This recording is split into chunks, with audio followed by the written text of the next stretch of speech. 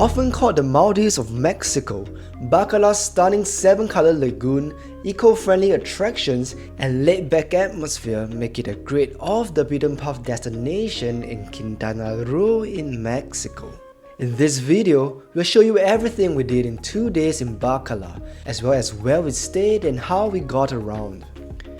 First up is the Bacalar Ecoparque, an 800-meter boardwalk that winds through lush mangroves and over the gorgeous Bacalar Lagoon.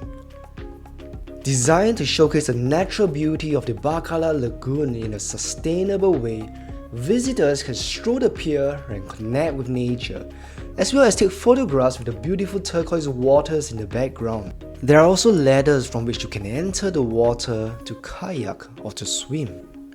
For only 20 pesos per entry, the Bacalar Ecoparque is one of the best ways to enjoy its famous blue lagoon on a budget.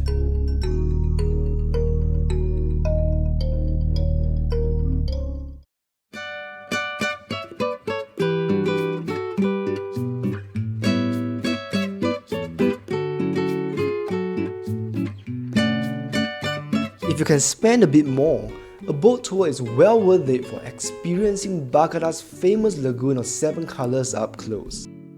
The crystal clear water shifts between turquoise, blue and green, and being on the water really highlights the color variations. Our guide also shared interesting insights about the lagoon's history and what makes it so unique. Unfortunately, it was drizzling too, making it really cold and windy. So make sure to bring a waterproof windbreaker. There was an option to kayak, but everyone on the boat skipped it due to the bad weather. The tour took us to various key spots in the lagoon, including the Pirate Channel. Here, we took a short dip in the surprisingly warm water. Something really special about the Lagoon of Seven Colors is that it's home to rare living stromatolites.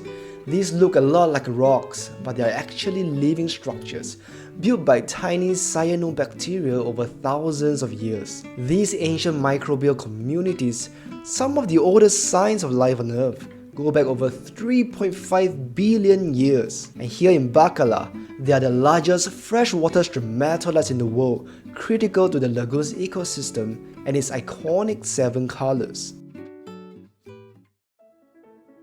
Now, you might have seen this Bacalar attraction on Instagram.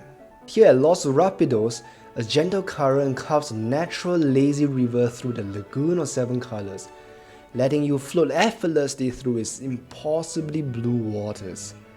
You don't need to swim, just relax and let the current carry you down. Plus, you can go down the rapids as many times as you want. It's a unique way to enjoy the lagoon, although I have to say, the lazy river was shorter than I thought it would be.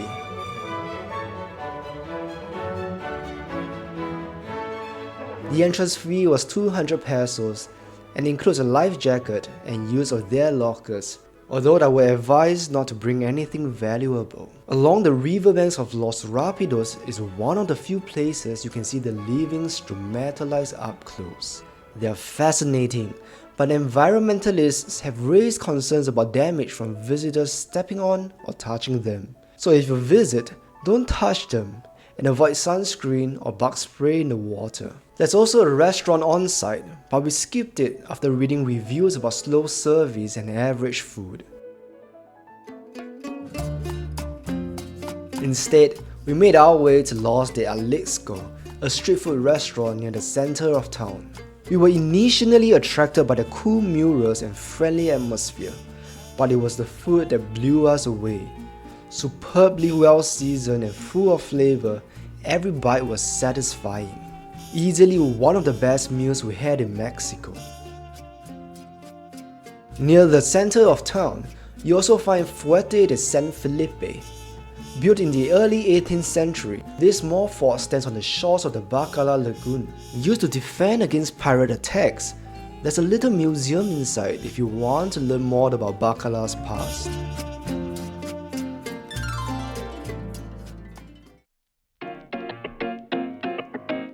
Bacalar's town center is small and walkable, with most restaurants, shops, the Ecoparque, and Fuerte de San Felipe near the main square.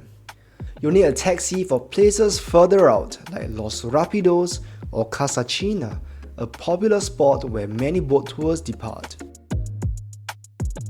Taxis aren't easy to flag down, so it's best to book one through your hotel or via WhatsApp chat, which is more convenient and even lets you add rides to your cart. For reference, a ride to Los Rapidos cost us 250 pesos one way, and a trip to Casa China was 80 pesos.